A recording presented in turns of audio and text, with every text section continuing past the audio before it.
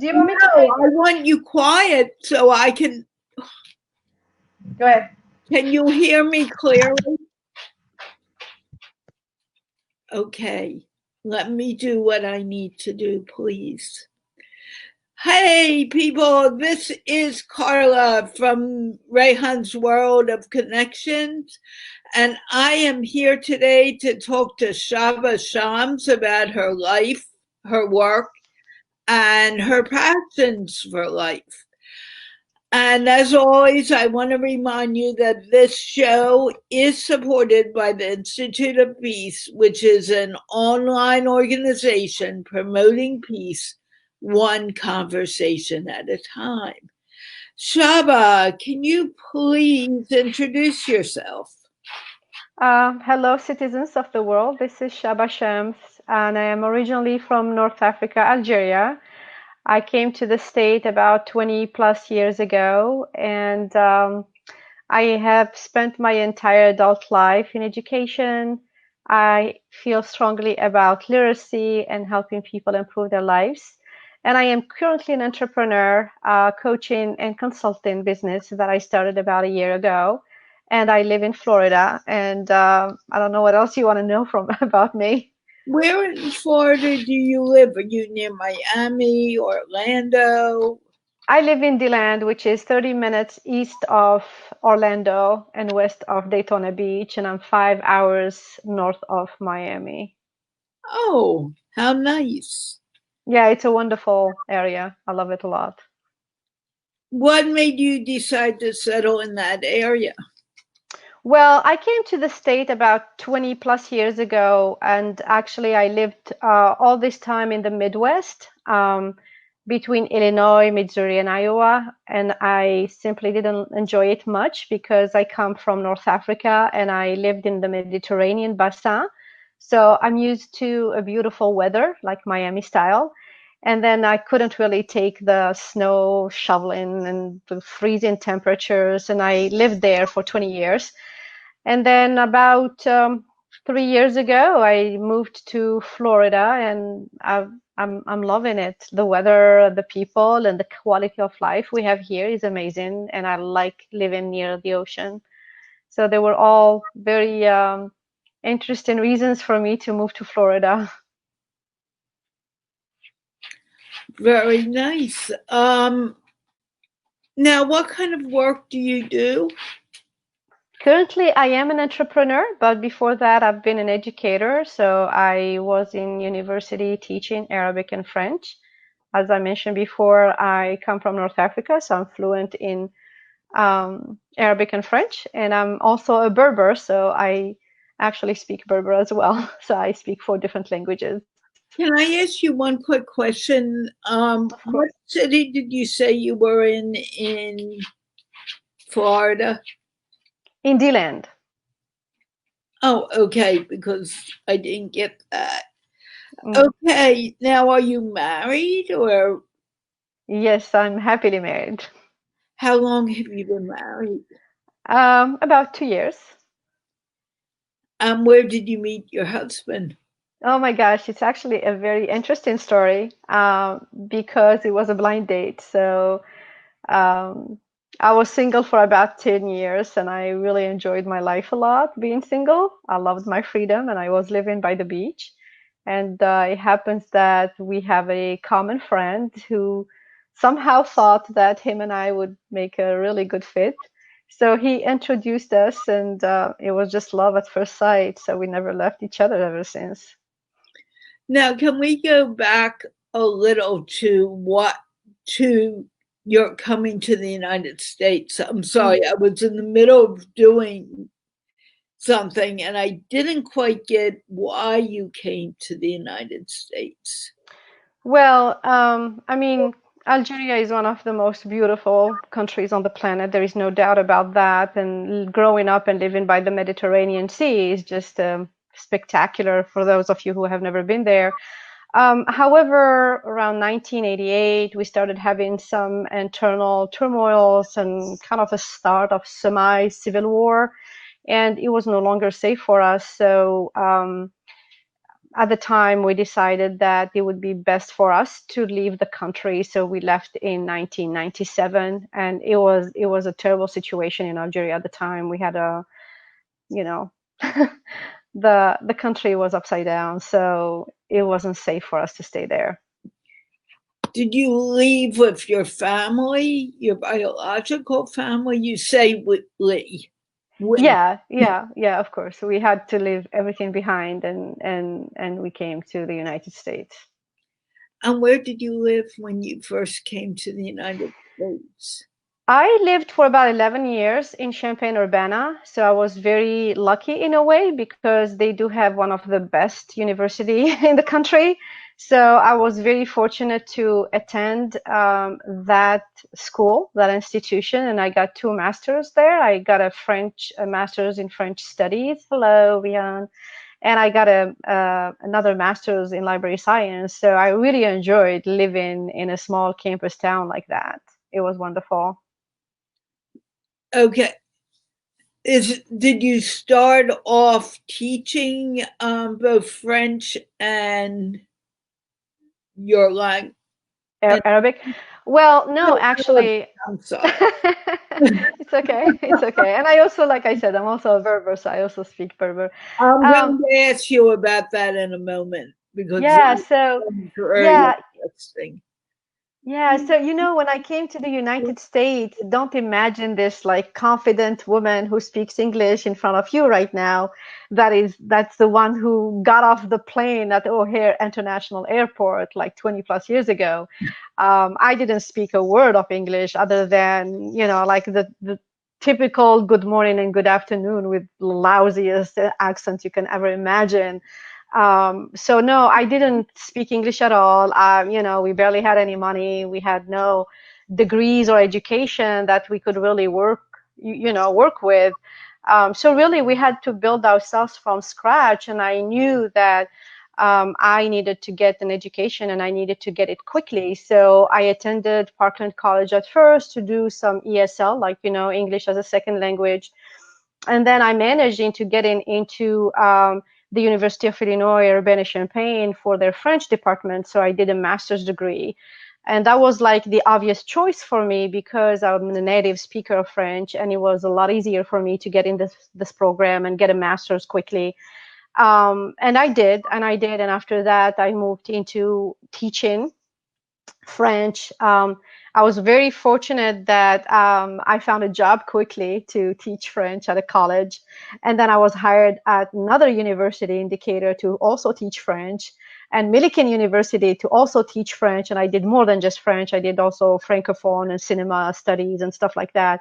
But the awesome thing that I did when I was at Parkland College is I created a whole Arabic program there, and I taught Islamic culture and civilization as well. So I was very invested in that for a little while, and I was teaching for about 6, 7 years. So then I decided to go back and get a master's degree in library science. So then I took another path in a way, but I see myself as an educator in a way. I'm a trainer. I'm a coach. I'm a mentor. My role really on this planet is really help people to learn and to kind of advance.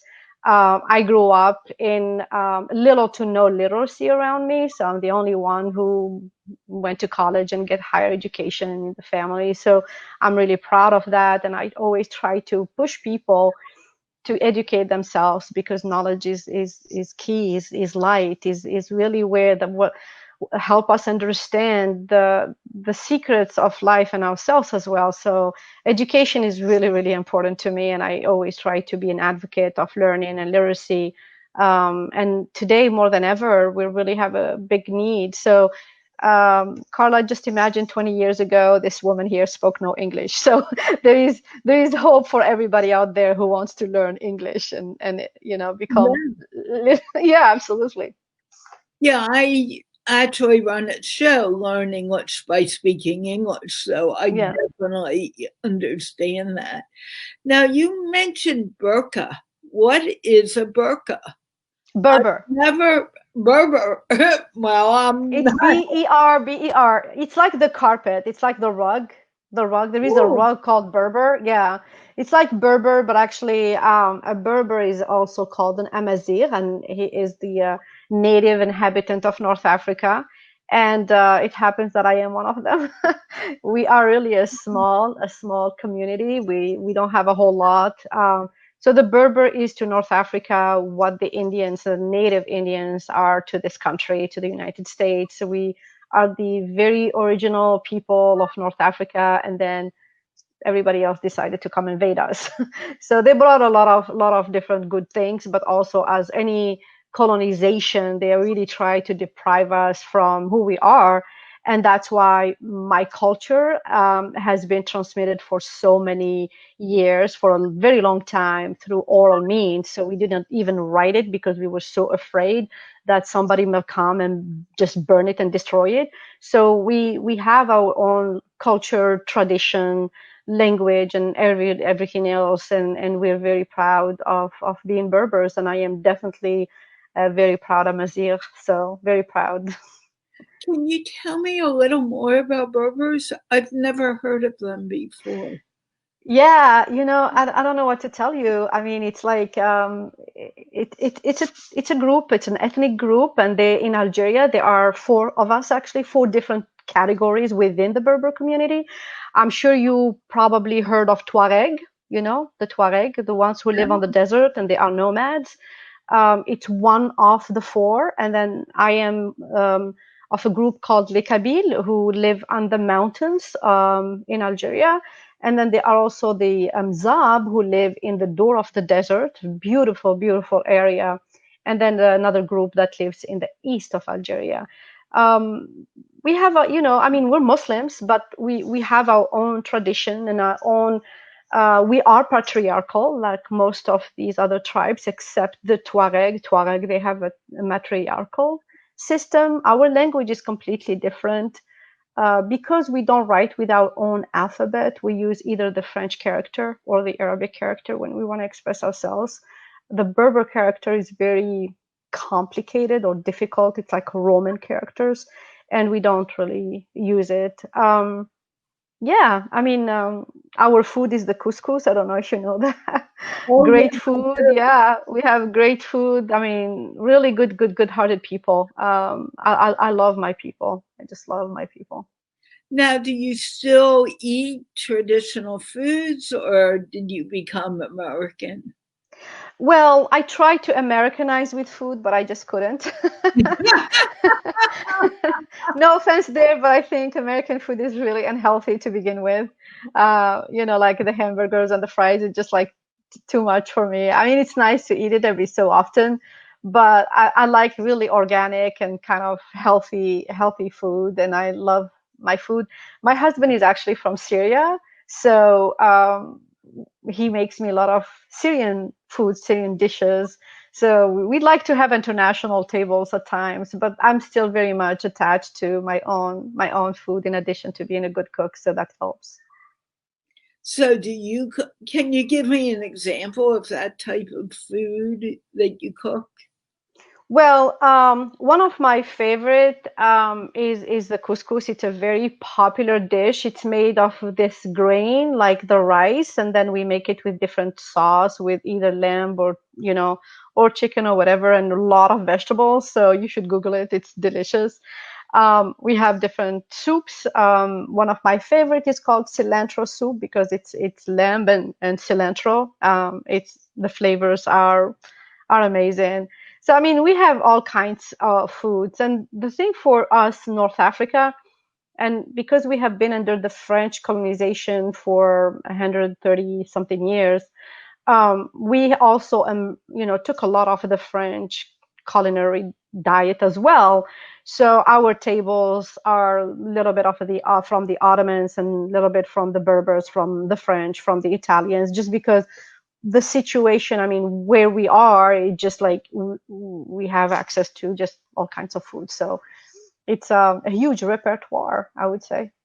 Now, when you came here, did you know people in the Chicago area? Yeah, when I moved, actually, I came, like I mentioned, to Champaign-Urbana, and I had a brother who lived here, so it was just easy to just come where he was living at. And like I said, I wasn't really crazy about Champaign. It's a small campus town. I mean, it's fine, I guess.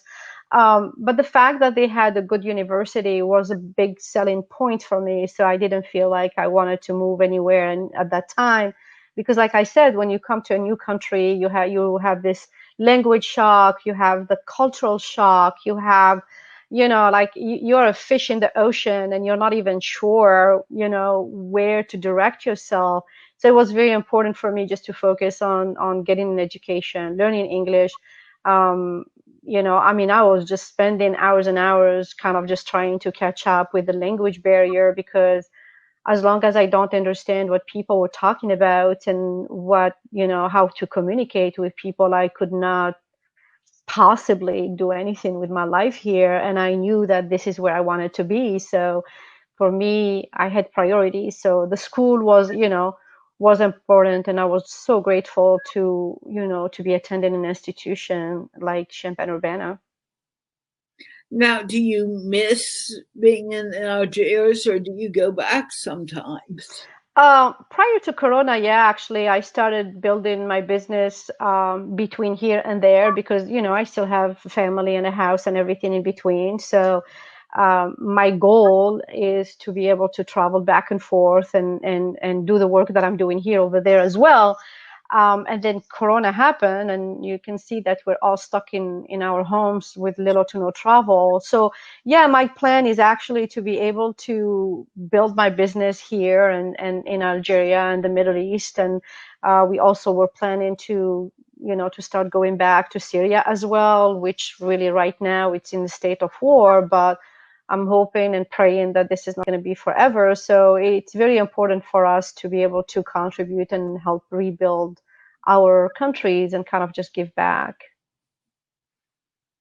So, is your family still in Algeria, or did they come with you? I'm a little Yeah, confused now. yeah. I still have family in Algeria. I have a 95-year-old grandma who's still kicking, and she lives still Wow. in Algeria. She's wonderful. Yeah, I wish I can tell you stories about her because she is such a wonderful person. Tell a story.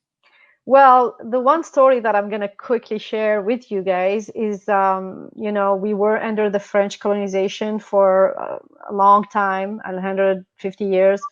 And of course, our people fought against the French. And my grandmother and her mother were actually among the freedom fighters against the French.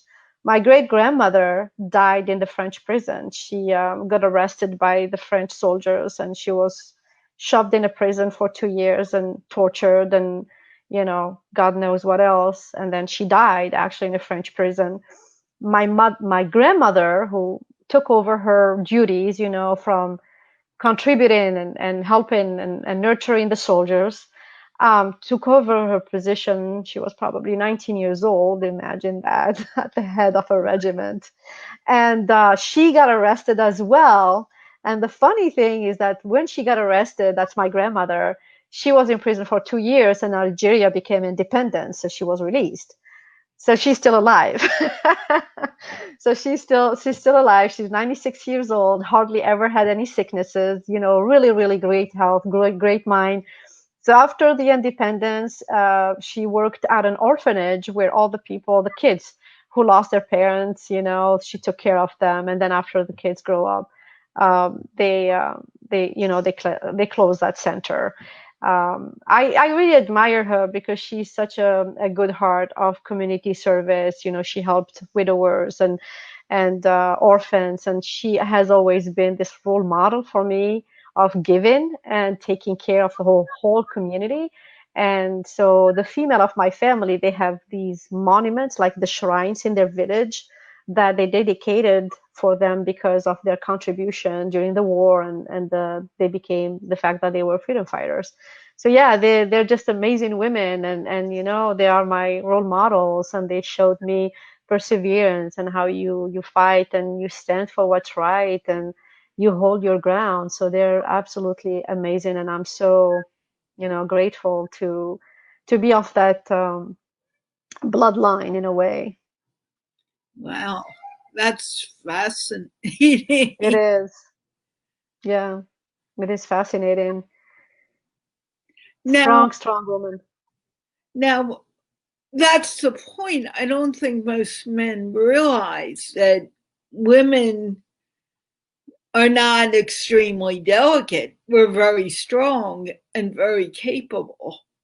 Oh yeah, absolutely. I mean, my journey too wasn't an easy one, so it's not like everything that I accomplished in my life, people brought it on a silver plate for me. You know, I had to fight my way through life.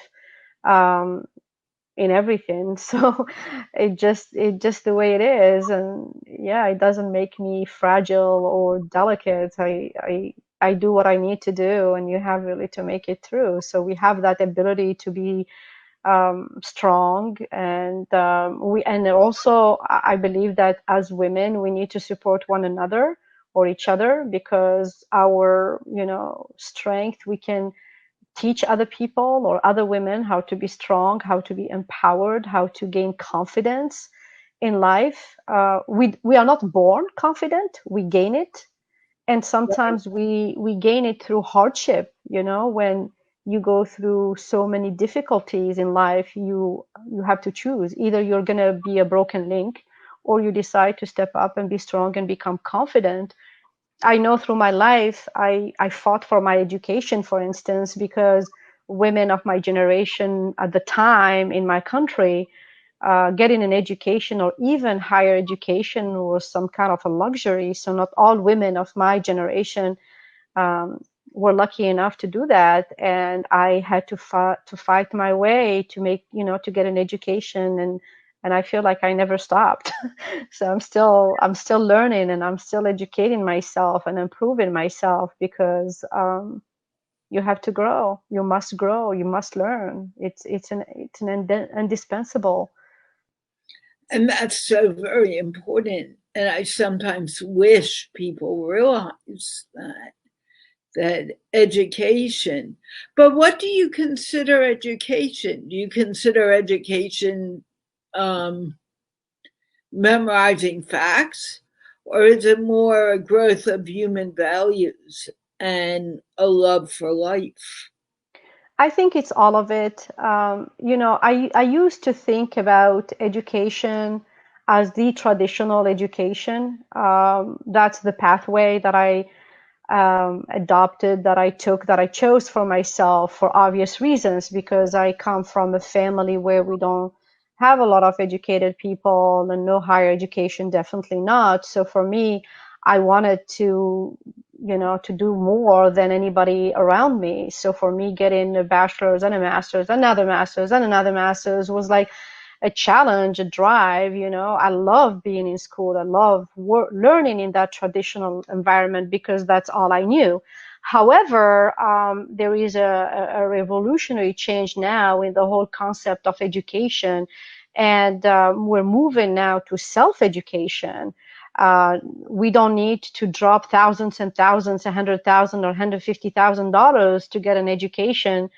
You have other pathways into becoming financially free and well-rounded, and gain knowledge and gain wisdom and growth, like you say, and you don't have to seek formal education. In fact, now I am really an advocate of self-education, because you can learn as much from people who have done it, who have had that journey, and they can benefit you more.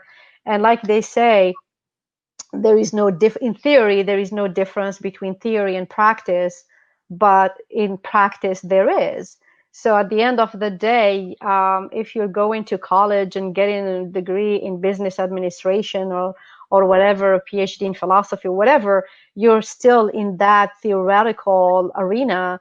But if you go and self-educate yourself on how to start a business, in 4 years you might have gained more experience and more skills and knowledge to really be successful at your business than the one who actually did the degree itself.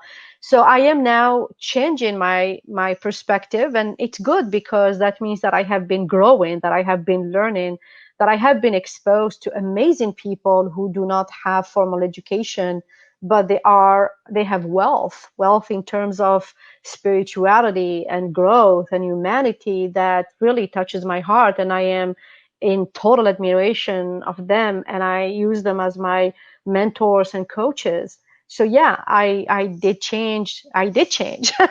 You see, because I looked at education from a different angle, because at the end of the day, education is meant to teach people what they don't know. I don't know what I don't know, sort of thing, and to help them grow and improve their lives. And if they can do it through interactions, through like-minded people, through self-educating, and they achieve their goals and accomplish themselves, so go for it. I think it's all of it. Yeah.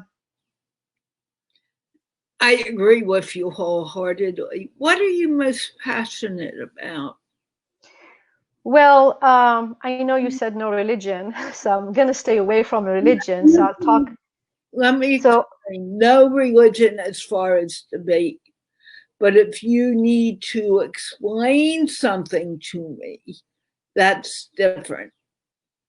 Do you understand? yeah, so my passion, I think, again, we shift and we change, and you find your truth, or you find your value. I think for me, I am super, super, super passionate about life as a gift from God, as a gift from our higher power.